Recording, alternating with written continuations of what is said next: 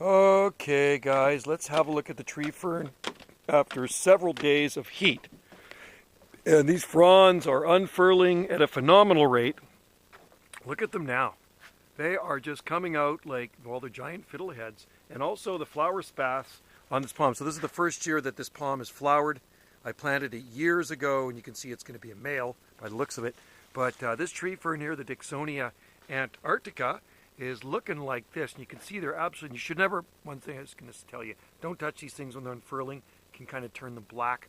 So, but you can see how big they are. Put my hand in here for scale.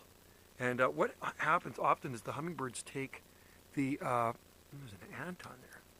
The hummingbirds take this fuzz off of here and I guess use it for their nests, because I've seen the hummingbirds around it. So you can see the trunk growth on it this year. That's trunk pushing out as well. And this guy has about 6 feet of trunk on it. And like I say, I planted it in April 1994. It is a Man Fern, or a Tasmanian tree fern, and the Latin name is a Dicksonia antarctica. This particular one was imported from Tasmania in September 1991. I acquired it from a friend of mine, a Palm Society member, fellow Palm Society member, in April 1994. And this is the one plant that will be going with us if we end up getting a place on southern Vancouver Island. If we end up going straight to Mexico, then this plant will stay.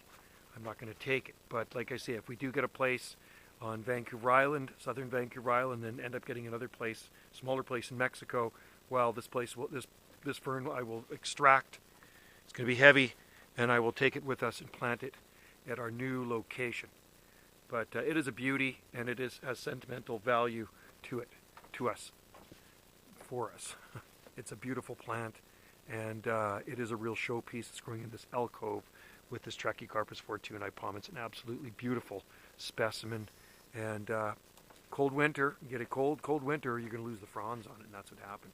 This one, it was cold enough to frazzle the fronds off of it, but it opens up, a couple of dozen new fronds, and they open up quite fast. It's just slow to grow in the trunk.